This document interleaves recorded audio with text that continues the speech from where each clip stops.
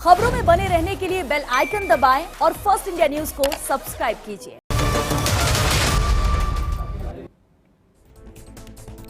नमस्कार, आप देख रहे हैं बिग फाइट लाइव। आपके साथ मैं हूं श्वेता मिश्रा अवस्थी। कहा जाता है कि बीजेपी हर वक्त चुनावी मोड में रहती है। कहा जाता है कि बीजेपी आलाकमान आने वाले चुनावों की तैयारियों में बहुत आगे रहते हैं। ऐसे में अगर उन्हें टक्कर देनी है तो तैयारी भी बड़ी करनी होगी। लगता है कि कांग्रेस ने अब इस बात पर फोकस करना शुरू कर दिया है और यही कारण है कि कांग्रेस ने राजस्थान समेत कई राज्यों के विधानसभा चुनावों और 2024 के लोकसभा चुनाव की तैयारी अभी से शुरू कर दी है। इसी के तहत राजस्थान कांग्रेस के मंथन का केंद्र बनने जा रहा है। 13, 14 और 15 मई को झीलों की नगरी में कांग्रेस की ओर से होने जा रहा नव संकल्प चिंतन शिविर इसी तैयारी को बता रहा है। उदयपुर में कांग्रेस के 400 से ज्यादा नेता जुटने जा रहे हैं, लेकिन एक बार फिर राजस्थान और खासकर उदयपुर में ही क्यों ये चिंतन शिविर होने जा रहा है। लेकिन पहले पिंक सिटी और अब लेक सिटी, नव संकल्प में क्या बनेगी रणनीति? क्या ये रणनीति कारगर होगी? क्या चिंतन से होगा बेड़ा पार? आज बात इसी खास मुद्दे पर। उदयपुर राजस्थान में नव संकल्प चिंतन शिविर आयोजित किया जाएगा। कांग्रेस पार्टी के 400 के करीब या उससे अधिक कार्यकर्ता और नेतागण इस नव संकल्प शिविर में अपना योगदान देंगे, हिस्सा लेंगे। संगठन को किस प्रकार से और मजबूत और प्रभावी बनाया जाए, राजनीतिक सामाजिक चुनौतियों का सामना करने के लिए, इन सब पर भी ये चिंतन शिविर गहन मंथन करेगा। और चलिए इस खास मुद्दे पर चर्चा के लिए बेहद खास मेहमान हमारे साथ जुड़ चुके हैं। कांग्रेस विधायक प्रशांत बैरवा जी हैं, Jaipur greater deputy mayor Punit Karnawat ji हैं, आप नेता योगेंद्र गुप्ता जी और साथ ही ब्यूरो चीफ योगेश शर्मा भी चर्चा में शामिल हुए हैं। बहुत स्वागत है आप सभी का बिग फाइट लाइव में। प्रशांत जी, आपसे शुरुआत करते हैं। बहुत इंतजार चिंतन शिविर को लेकर था, क्योंकि पहले भी 2013 में ये चिंतन शिविर हुआ, लेकिन अब जैसे कांग्रेस की स्थिति हो गई, अगर इन पिछले 9 साल की बात करें, लगातार हार, लेकिन इसके बावजूद उम्मीद कायम है कि जीत मिलेगी और कोशिशें लगातार कांग्रेस कर रही है, कार्यकर्ता से लेकर दिग्गज नेता तक। कितना अहम ये शिविर रहने वाला है कांग्रेस के लिए? देखिए, बहुत ही महत्वपूर्ण शिविर है। आई थिंक अभी पार्टी की स्थिति बहुत अच्छी नहीं चल रही जैसे कि पहले चला करती थी। तो कई सारे ऐसे टॉपिक्स हैं जिन पे डिस्कशन होना बहुत ज़रूरी है। और कोई कांग्रेस छोटी पार्टी तो नहीं है, पूरे टाइम में राज किया गया है। कहाँ कहाँ हमारे से कमियाँ हुई हैं, क्या क्या चूक हो गई हैं, क्या क्या हमको रणनीति लेनी है। आगे भी 3-4 स्टेट्स में इलेक्शन है, कर्नाटक में, गुजरात में। आई थिंक वो सारे जो मुद्दे हैं, और राजस्थान से बेटर हो नहीं सकता। पहले भी माननीय मुख्यमंत्री जी ने यहाँ पे होस्ट किया था और वो सक्सेसफुल रहे नहीं रहे वो अलग बात है, मगर राजस्थान क्योंकि सबसे होस्ट करने में सबसे आगे रहता है। आई थिंक उदयपुर भी आप बात करें तो टूरिज्म के लिए भी अच्छा रहता है। और पूरे हिंदुस्तान से हमारे कांग्रेस के नेता आएंगे, एक जगह आएंगे, कोई मैसेज करेंगे। मैं समझता हूँ कि बहुत ही अच्छी एक इनिशिएटिव है और ये होते रहना चाहिए। क्योंकि अभी देखिए, अभी चीज़ें सही संतुलित नहीं चल रही, कहीं ना कहीं कमियां चल रही हैं। तो उनको ओवरकम करने के लिए हम जो पॉसिबल हम डायलॉग जो डिस्कशंस जो रह सकते हैं, कई आइडियाज़ रहते हैं। हमारे बड़े बड़े सीनियर नेता रहे हैं, पूरी सरकारें चलाई हैं। आई थिंक उनका यूज़ भी ले सकते हैं। कुछ ना कुछ पार्टी के अंदर में विरोधाभास होगा, कहीं ना कहीं पॉइंट्स में कहीं ना कहीं कमियाँ होंगी या कोई, तो आई थिंक वो डिस्कशन होना भी चाहिए। और ये लोकतंत्र के लिए बहुत अच्छा है। और कांग्रेस ये दिखा रही है कि इंटरनल लोकतंत्र हमारा मजबूत है। हम कोशिश कर रहे हैं कि, क्योंकि हमारे सामने संगठन के चुनाव भी अभी सामने हैं, कौन अध्यक्ष बनेगा वो भी, आई थिंक मैं समझता हूँ वो भी एक मैटर, इसके अंदर डिस्कशन का मैटर रहेगा। और प्रशांत किशोर जैसे अभी कर रहे हैं, विपक्ष को यूनाइट करने की कोशिश कर रहे हैं। आई थिंक 2024 का जो चुनाव है लोकसभा का, उसमें भी हम चाहते हैं कि हमारी पहले से ज़्यादा ग्राफ बढ़े। और जो बीजेपी का अभी प्रचंड बहुमत आया है सो कॉल्ड, आई थिंक उसको लड़ने के लिए हमें कोई ना कोई मसाला चाहिए। ठीक है, पुनीत कर्नावट जी, आपने भी सुना प्रशांत जी ने क्या कहा, लेकिन सबसे अहम यही है कि राजनीति में कभी भी किसी पार्टी को कमजोर नहीं समझना चाहिए। जबकि अगर हम कांग्रेस की बात कर रहे हैं, जिसने सालों राज किया और उसके बाद भले ही अब कुछ राज्यों में सिमट कर रह गई हो, तैयारी और टक्कर देने की तैयारी बीजेपी को कांग्रेस कर रही है। इस चिंतन शिविर को लेकर बीजेपी का क्या स्टैंड है? बीजेपी से कैसे देखते? राजस्थान के अंदर कांग्रेस ने पहले भी चिंतन शिविर किया है। आपको ध्यान है 2013 में राजस्थान में कांग्रेस का चिंतन शिविर हुआ। राहुल गांधी जी को उपाध्यक्ष की महत्वपूर्ण जिम्मेदारी दी गई। उसी चिंतन शिविर से हिंदू टेररिज्म की भी बात की गई थी। और मैं आपको याद दिलाना चाहता हूं कि 9 साल पहले जो राजस्थान की धरती पर कांग्रेस का चिंतन शिविर हुआ, वो कांग्रेस के लिए शुभ था या नहीं था, वो राजस्थान के लिए शुभ था, वो भारतीय जनता पार्टी के लिए शुभ था। तब 100 से 21 सीटों पर कांग्रेस उस चिंतन शिविर के बाद राजस्थान के चुनाव में आई थी। इस बार ये 2022 में कर रहे हैं। 2023 में अपना ही रिकॉर्ड तोड़ने का काम अगर लगातार कोई कर रही है नीचे जाने की तरफ, तो वो कांग्रेस पार्टी कर रही है। उन्हें चिंतन शिविर की आवश्यकता है। पर अभी आपके यहाँ पर ही मैं 3 दिन पहले एक डिबेट में था जिसमें आपने बताया कि प्रशांत किशोर अब चिंतन किया करेंगे कि कांग्रेस को क्या करना है, कैसे करना है। अभी आदरणीय प्रशांत जी भी बता रहे थे कि प्रशांत किशोर पूरे अपोजिशन को यूनाइट करने में लगे हुए हैं। तो जब प्रोफेशनल्स इस काम में लग जाएं और राजनीतिक नेता अपनी ये जिम्मेदारी छोड़ दें, तो आप समझ सकते हैं कि कितनी दयनीय स्थिति इस विपक्ष की है, जिसके कारण आज कांग्रेस जैसी बड़ी पार्टी की स्थिति हो गई है। हमें ये उनका इंटरनल मैटर है, वो यहाँ चिंतन करें, वो छत्तीसगढ़ में करें, वो उत्तर प्रदेश में करें, कहीं पर भी चिंतन करें, पर कांग्रेस आम जनता के सरोकारों से कट चुकी पार्टी है। उसके नेताओं का सीधा संवाद खत्म हो चुका है आम जनता से, उनका आपसी संवाद खत्म है। G23 करके एक अलग पावर सेंटर वहाँ बना हुआ है। अब प्रशांत किशोर जैसे प्रोफेशनल व्यक्ति को जो सिर्फ इवेंट मैनेजमेंट किया करते थे और अपने आप को स्ट्रेटेजिस्ट क्लेम करने लग गए, उनके भरोसे जब पार्टी चलने की स्थिति आ गई है, तो मैं समझता हूं कोई चिंतन शिविर कांग्रेस को फायदा पहुंचाने वाला नहीं है। और कांग्रेस जब अपनी ही स्थिति को मैं ये मानता हूं कि जो 9 साल पहले चिंतन शिविर हुआ था और जैसा परिणाम कांग्रेस को राजस्थान में मिला था, अब की बार भी वैसा ही परिणाम 2023 में कांग्रेस को मिलेगा। पहले 21 आए थे, अब की बार 21 भी आएंगे, इसमें संशय रहेगा। इसे लेकर आप कॉन्फिडेंट नजर आ रहे हैं, लेकिन ये कहीं ओवर कॉन्फिडेंस तो नहीं हो जाएगा पुनीत जी कि 21 भी नहीं आया, बड़ा मुश्किल हो? मैं आपको फिर रिवाइव करने की कोशिश कांग्रेस कर रही है। भारतीय जनता पार्टी एक ऐसी पार्टी है जो जीत से अहंकार में नहीं आती और हार से निराश नहीं होती है। इसीलिए लगातार हम सीखते हैं और हमने सीखा है, इसीलिए हमारा ग्राफ दिन प्रतिदिन बढ़ा है। चलिए अच्छी क्योंकि बात है। हमने जनता के साथ अपने जुड़ाव को मजबूत किया। कांग्रेस के नेताओं ने जनता के साथ अपना जुड़ाव छोड़ दिया और सिर्फ एक परिवार के प्रति उत्तरदायी बनकर रह गए। जो लोकतंत्र में अगर किसी पार्टी के लिए सर्वाधिक घातक हो सकता था, तो उसका परिणाम कांग्रेस भुगत रही है। ठीक है योगेश शर्मा जी, सबसे अहम तो ये कि राजस्थान पसंद रहा है पहले भी चिंतन शिविर के लिए और अभी भी। पहले भी अगर हम बात कर ले, पहले पिंक सिटी चॉइस थी, अब लेक सिटी चॉइस है। उदयपुर को क्यों चुना गया? देखिए श्वेता, अशोक गहलोत ने आग्रह किया था कांग्रेस आलाकमान से, सोनिया गांधी से, कि राजस्थान में चिंतन शिविर कराया जाए, और इसके पीछे कई कारण हैं। उदयपुर को क्यों चुना गया? क्योंकि उदयपुर राजस्थान का मेवाड़ का वो इलाका जिससे राजस्थान में राजनीतिक संदेश जाता है। ये हमारे यहाँ चर्चा हमेशा रहती है कि जिसने जीता मेवाड़ उसने जीता राजस्थान। चुनाव के अंदर अक्सर ये हम सुनते हैं। बिल्कुल। लेकिन बीते कुछ सालों में कांग्रेस अपने इस परंपरागत गढ़ में कमजोर हुई है। ये ट्राइबल बेल्ट है, ट्राइबल बेल्ट में कांग्रेस को बीते चुनाव में बीजेपी ने बहुत नुकसान पहुंचाया और वहां अब नई आदिवासी पार्टियों का जन्म हो चुका है। भारतीय ट्राइबल पार्टी 2 सीट जीत चुकी है, 2 विधायक हैं, और अब एक नई मोर्चे का संकेत वहाँ है, भील प्रदेश मुक्ति मोर्चा, एक नया संगठन वहाँ डेवलप हो रहा है। तो ऐसे में कांग्रेस सजेगा अपने इस वोट बैंक के प्रति, और यही कारण है कि कांग्रेस ने उदयपुर को चुना है, जिससे मेवाड़ की कम से कम 30 सीटों पर तो सीधा संदेश जाए।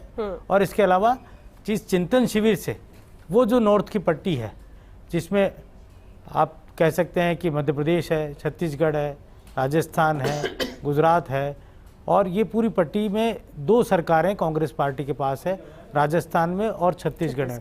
कैसे यहाँ रिपीट हो, क्योंकि ट्रेंड यही रहा, एक बार कांग्रेस एक बार बीजेपी का। तो ये जो सेट ट्रेंड है इसको कैसे तोड़ा जाए, इस मिथक को कैसे तोड़ा जाए। और चिंतन शिविर, पहला जो चिंतन शिविर हुआ था उसके बाद कांग्रेस सरकार नहीं आई थी, ये बात पुनीत जी ने सही कही है। लेकिन जरूरी नहीं है कि हर बार आंकड़े वही दोहराए जाएं। इस बार कांग्रेस अलग समीकरणों के साथ कर रही है, पिछली बार जयपुर था, इस बार उदयपुर है। लेकिन ये जरूर है श्वेता कि चिंतन शिविर के अंदर कांग्रेस का आंतरिक संगठन किस तरह की शेप में आएगा वो सबसे ज़्यादा महत्वपूर्ण रहेगा। ये चिंतन शिविर साफ तौर पर कहा गया है कि हम अगले लोकसभा चुनाव की तैयारी को लेकर ये चिंतन शिविर कर रहे हैं। राहुल गांधी के राष्ट्रीय अध्यक्ष बनने को लेकर जो नानुकुर है वो अब क्लियर हो जाएगी चिंतन शिविर के अंदर, कि राहुल गांधी किस भूमिका में होंगे, क्या वो फिर पार्टी संभालेंगे ठीक। या फिर कोई गैर कांग्रेसी या फिर कोई गैर गांधी परिवार का सदस्य कांग्रेस की सत्ता को संभालेगा। और तमाम जो समीकरण है, गुजरात बिल्कुल सटा हुआ है उदयपुर से, बॉर्डर का इलाका है गुजरात राजस्थान पर, उदयपुर विधानसभा भी चुनाव और होने वाले हैं विधानसभा अगले। का वहाँ चुनाव है। जी उम्मीद कांग्रेस बहुत ज्यादा नहीं कर सकती गुजरात में, क्योंकि वो बीजेपी संघ की प्रयोगशाला है, लेकिन कांग्रेस वहां पर अपने आप को मजबूत स्थिति में पिछले चुनाव के से ज्यादा नजर आए, ये कोशिश रहेगी। वहां भी कलह है, वो कलह को पाटने की कोशिश होगी। तो उदयपुर की धरती से पूरे देश में संदेश देने की कोशिश होगी, लेकिन सबसे बड़ा संदेश हिंदी पट्टी में कांग्रेस देना चाह रही है और ये साबित करना चाह रही है कि हिंदी पट्टी में हमारी जो पुराना धरातल है, कम से कम उस पर मजबूत हम रहे। आपने देखा होगा दिग्विजय सिंह की वापसी हुई है, कई नेता, आज जो कमेटियां बनी है उसमें G23 को भी लिया गया है, मुकुल वासनिक जो G23 में आते हैं उनको भी कन्वीनर बनाया गया है। तो ये तमाम जो तथ्य हैं ये जाहिर करते, राजस्थान सचिन पायलट को लिया गया है, ये जो तमाम तथ्य हैं वो जाहिर करते हैं कि कांग्रेस खुद को अपने आप को मजबूत करने में जुटी है। और जैसा प्रशांत जी ने कहा कि प्रशांत किशोर अब इसको देख रहे हैं, तो मेरा ये मानना है कि पीके फॉर्मूले के तहत जो तमाम जो चीजें होने वाली है वो चिंतन शिविर में तो हमें नजर आएगी। और किस तरह से कांग्रेस आगे उस लेकिन बड़ी बात ये भी रहेगी, क्या कांग्रेस के सभी दिग्गज नेता इन्हें पीके को पॉजिटिवली लेते हैं या नहीं, क्योंकि कुछ लोगों ने नाराजगी भी व्यक्त की थी। योगेंद्र गुप्ता जी, बीजेपी जहां पर चुनाव का बिगुल बजा चुकी है, लगातार मुद्दों को लेकर जनता के बीच में पहुंचने की बात की जाए या फिर निचले स्तर तक और भी मजबूत करने के लिए राजस्थान में, दूसरी तरफ कांग्रेस का चिंतन शिविर हो रहा है। लेकिन आम आदमी पार्टी की बात करें तो वो भी लगातार कोशिश कर रही है, लेकिन इस बीच विनय मिश्रा का भी अहम बयान आना, क्या अब आम आदमी पार्टी MP MLA को साधने में लगी है? नहीं, देखिए श्वेता जी, जैसा मैंने पहले भी कहा और कई बार कहा है, हम किसी को साधने में नहीं लगते। हम जनता के हित की बात करते हैं, जनता के हित के काम करते हैं। और मेरा मानना है कि अगर आप जनता की बात करेंगे, जनता के हित की बात करेंगे, तो फिर ना आपको चिंतन शिविर करना पड़ेगा, ना आपको साधना पड़ेगा। और यही नज़ीर आपने देखा दिल्ली में कि हमने दिल्ली में ना कोई चिंतन शिविर किया, ना हमने किसी को साधा। हमने 5 साल काम किया और लगातार तीसरी बार हम प्रचंड बहुमत से वहाँ जीते।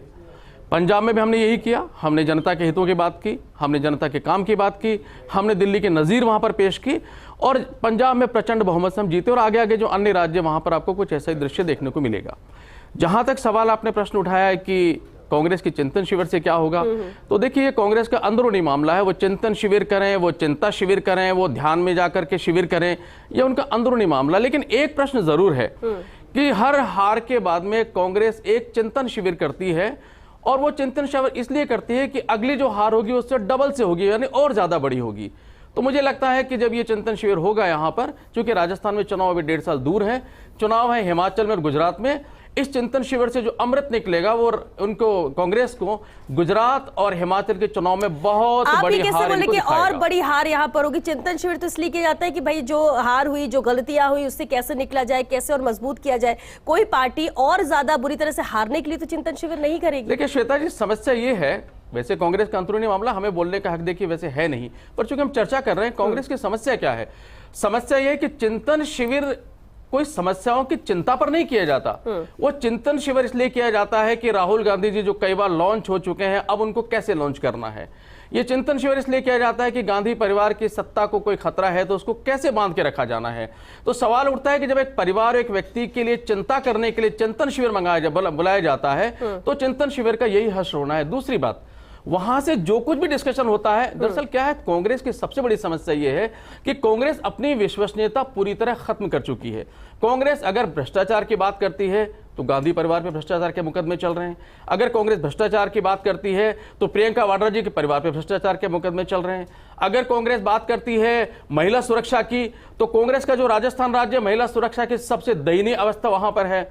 अगर कांग्रेस कोई और बात करेगी, महंगाई की बात करेगी, तो लोग सबसे बड़ी महंगाई हमारे यहाँ महंगी बिजली राजस्थान में, हर मुद्दे पे नेगेटिव रिमार्क है, करना नहीं चाहता। हर मुद्दे पे नेगेटिव रिमार्क है कांग्रेस के लिए। प्रशांत जी इसका जवाब दे दीजिए, जो इन्होंने कहा अभी एक तरफ से गिना दिया, शायद आपको भी इतना नहीं पता होगा कांग्रेस के लिए। नहीं, ये आई थिंक ये तो इन्होंने सर्वे कर रखा कांग्रेस के ऊपर। आई थिंक ये तो जनता डिसाइड करेगी क्या होना क्या नहीं होना। अभी आप पहली बार राजस्थान में आए हो, पिछली बार भी लड़े थे आप, यहाँ से 1,000 वोट मिला था, मुश्किल लगता है। जयपुर से लड़े थे डॉक्टर साहब।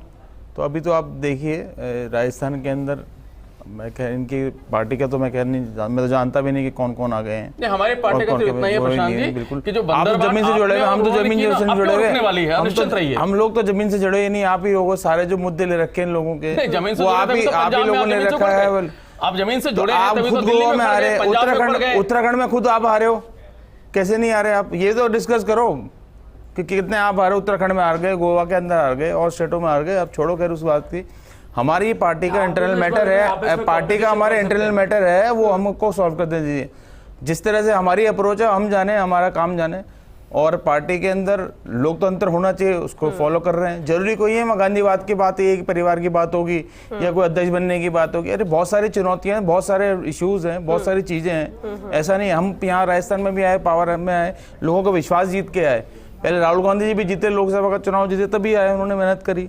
और हार जीत तो चलती रहती है, पार्ट ऑफ पॉलिटिक्स है। इसका मतलब ये कोई है कि हम अपना जो हमारा मेन मोटिव है, सेकुलरिज्म है, जो हिंदुस्तान के अंदर हिल रहा है इस टाइम में, कॉन्स्टिट्यूशन के अंदर कई सारी दरारें पड़ी हुई हैं, हम अपना मुद्दा चेंज नहीं करेंगे। हम हमारी जो प्राथमिकता है उनको हम डिस्कस करेंगे। और ये बहुत अच्छी है, चाहे इसका रिजल्ट कुछ भी हो, मगर एक डायलॉग और एक डिस्कशन होना बहुत ज़रूरी है, और हेल्दी डिस्कशन का तो होना बहुत ही ज़रूरी है। और राजस्थान, क्योंकि माननीय गहलोत साहब का गृह राज्य है और वो पहले भी रहे हुए संगठन महासचिव, तो मैं समझता हूँ यहाँ आके डिस्कशन करने में फ़ायदा भी होगा, पॉलिटिकल भी। तो हम लोग पॉलिटिकल लोग हैं। जैसे अभी योगेश जी कह रहे थे कि उदयपुर में क्यों रखा, इसलिए रखा क्योंकि गुजरात में भी चुनाव है, और गुजरात में हमारे पास काफ़ी अच्छी तादाद है। ऐसा बहुत लास्ट टाइम में जब गहलोत साहब आए थे तो मात्र 7 सीटों का फर्क रहा था, बहुत हमने ट्रॉपल किया था वहाँ पे। और इस बार भी देखिएगा हम प्रचंड बहुमत में जीतेंगे वहाँ पे गुजरात के अंदर। और नावट जी, अभी आपने पीके फैक्टर का भी जिक्र किया यहाँ पर, वो तो बीजेपी ने भी उनकी हेल्प ली थी, बीजेपी के साथ भी वो गए थे, तो इसमें हर कोई कोशिश तो कर सकता है। पुनीत जी, एक बड़ी मजेदार बात यहाँ पर हुई है, श्वेता जी 1 मिनट मुझे दीजिएगा। एक मजेदार बात यहाँ पर हुई कि पुनीत कर्णावत जी ने प्रशांत किशोर का नाम लेके बीजेपी पे उंगली उठाई, और जब उन्होंने उंगली उठाई तो 4 उंगलियां उनकी तरफ उठ गई। उन्होंने कहा कि कांग्रेस की इतनी दयनीय अवस्था हो गई कि प्रशांत किशोर उनके लिए चिंता करेंगे। मैं पुनीत कर्णावत जी को याद दिलाना चाहूंगा कि 2014 में वही प्रशांत किशोर है जिन्होंने आपके लिए स्ट्रेटेजी बनाई। तो क्या मान के चले कि 2014 में आपकी भी इतनी दयनीय अवस्था थी कि उनको प्रशांत किशोर को भारतीय जनता पार्टी और नरेंद्र मोदी जी के लिए चिंता करनी पड़ी? आप खुद के ऊपर सवाल उठा रहे हैं। योगेंद्र जी, भारतीय जनता पार्टी बहुत बड़ी पार्टी है, कैडर की पार्टी है। अभी आपने 2 छोटे स्टेट के अंदर जीत का स्वाद चखा है। आप बीच में मत बोलिए, आप बीच में मत बोलिए। आपने 2014 में प्रशांत किशोर की सेवा ली कि नहीं ली? धैर्य रखना सीखिए। आपने लिया कि नहीं लिया सेवा? बीच में कोई नहीं बोलता। आपने सेवा ली कि नहीं ली? हाँ और ना बोलिए। हमने तो बहुत सारे लोगों का सहयोग लिया। आपने 2014 में प्रशांत किशोर का नाम लिया यहाँ पर कांग्रेस के लिए, आपने ली कि नहीं ली? आप यहाँ केजरीवाल बनने की कोशिश बिल्कुल नहीं कर रहा हूँ मैं, तो हाँ केजरीवाल की तरह मात्र हल्ला गुल्ला मचाने मत करिए। मैं कह रहा हूँ आपकी दयनीय अवस्था ठीक नहीं थी, आपने प्रशांत किशोर को लिया नहीं लिया? आपने प्रशांत किशोर की राजनीति में आपके बारे में चर्चा ही नहीं करना चाहता हूँ। खुद गिर गए, भाजपा की लैंग्वेज आप देख लीजिए, सुनने नहीं चाहते। इतना घमंड हो चुका है भाजपा के लोगों को, इतना घमंड हो गया है जिनकी भी सेवाएं ली, दूसरी पार्टी को समझते नहीं। अपना स्ट्रेटेजिस्ट नहीं बनाया, उनको ठेका नहीं दिया। तो हम बहुत सारे लोगों से सलाह मशवरा करते हैं, की फैक्टर्स जितने लोग होते हैं उन सबसे सलाह मशवरा करते हैं और हम लगातार संवाद करते हैं। आपकी तरह कांग्रेस के कंधे पर चढ़कर आए और आज आप कांग्रेस को गाली दे रहे हैं। फ्री में काम लिया क्या? आप जिस कांग्रेस को गाली देते थे अन्ना आंदोलन में, आप उन 8 एमएलए की बदौलत दिल्ली में उन्होंने आपका फ्री में काम किया क्या? आपके केजरीवाल जी ने बच्चों के सर पर कसम खाई थी कि हम कांग्रेस का सहयोग नहीं लेंगे। प्रशांत किशोर केजरीवाल सरकार के आपसे क्या बात कीजिए? आपकी राजस्थान में कोई हैसियत नहीं जिससे आपसे मैं इस बारे में बात करूं। आपने प्रशांत किशोर क्या आपके मेंबर थे? योगेंद्र जी हमेशा नॉन इश्यूज के ऊपर बात करने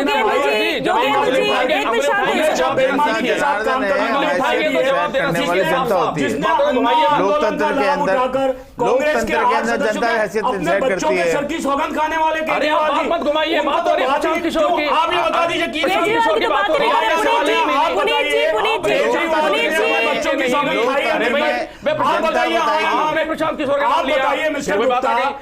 आपके केजरीवाल जी ने अपने ही बच्चों की सौगंध प्रशांत किशोर के सवाल लेके नहीं आप मुझे बताइए प्रशांत किशोर के सवाल केजरीवाल जी ने पुनीत जी ठीक है योगेंद्र जी आप शांत होइए। योगेंद्र जी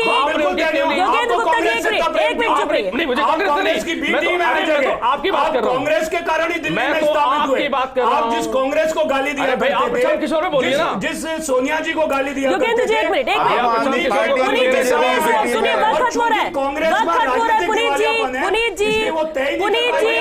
पुनीत जी बात सुनिए बस हो गया योगेंद्र जी हो गया ना। तो अरविंद केजरीवाल की हम बात करें, बात पीके फैक्टर की अगर हो रही तो एक लास्ट कमेंट जरूर योगेश जी चाहेंगे क्योंकि वक्त भी बहुत सारा जाया हो चुका है। प्रशांत किशोर को लेकर बात हो रही है, यहाँ पर नाराजगी कहीं ना कहीं कुछ दिग्गज नेताओं ने कांग्रेस के अंदर भी जताई। क्या आपको लगता है कि इस चिंतन शिविर में पीके फैक्टर काफी अहम रहेगा और क्या सब साथ चल सकेंगे? क्योंकि कोशिश इस चिंतन शिविर के जरिए ये सिर्फ नहीं कि मुद्दे क्या हो, कैसे चुनाव लड़ा जाए, कैसे एकजुट रहा जाए, ये भी एक बड़ी चुनौती रहेगी कांग्रेस के लिए। श्वेता, प्रशांत किशोर ने अपना ड्राफ्ट कांग्रेस आलाकमान को दे दिया है। कांग्रेस आलाकमान ने एक टीम बना दी है, वो टीम प्रशांत किशोर के सुझावों पर विचार करेगी और ये बात बिल्कुल गलत है। मैं इस बात से सहमत नहीं हूँ कि पीके कांग्रेस चलाएंगे। पीके के सुझाव होंगे, पीके का जो प्रोफेशन है वो एक अपने आप में थिंक टैंक है और एक रिसर्च विंग का वो काम करते हैं। उनकी सेवाएं कांग्रेस पार्टी ले रही, उनकी सेवाएं समय समय पर दूसरे दलों ने भी ली है, बीजेपी ने भी ली है, अभी टीएमसी ने भी ली थी। लेकिन कांग्रेस अपने आप में बहुत पुरानी पार्टी है, उसके अंदर कई दक्ष नेता हैं जो जानते हैं कैसे उनकी पार्टी को रिवाइव किया जाए, कैसे खड़ा किया जाए। यहाँ चुनौती है कांग्रेस के सामने कि वो आम आदमी पार्टी से होने वाले नुकसान की कैसे भरपाई करे। पंजाब में जो नुकसान हुआ और दूसरे राज्यों में, छोटे राज्यों में खास तौर से हो रहा है, तो वो राजस्थान में ना हो। और बीजेपी की ये कोशिश यहाँ रहेगी कि वो ट्रेंड जो बना हुआ है उस ट्रेंड पर ही चले और सरकार भारतीय जनता पार्टी की बनाए। लेकिन उससे पहले जो सबसे बड़ी बात जो होनी है वो कलह को दूर करने की होगी, जो इस वक्त कांग्रेस में भी चल रही है, जो इस वक्त राजस्थान की बीजेपी में भी चल रही है। लीडरशिप, टॉप लीडरशिप के बीच में जो क्राइसिस है, जो मनमुटाव है, जो आपस में संवादहीनता है, वो कब दूर होगा? क्योंकि अभी कुछ दिनों पहले जेपी नड्डा जी आए थे, तो बीजेपी ने चुनावी तैयारी का आगाज राजस्थान में कर दिया है। अब अमित शाह जी का टूर प्लान है और अमित शाह जी के आने के बाद ये भी तय हो जाएगा कि राजस्थान में किस शेप में बीजेपी काम करेगी, क्योंकि वो निर्णय देकर जाते हैं, वो कह के जाते हैं कि इस तरह से बीजेपी चलनी है। एक अलग तरह का उनका व्यक्तित्व और वो अपने फैसले बता के जाते हैं। तो उनका फैसला क्या होगा?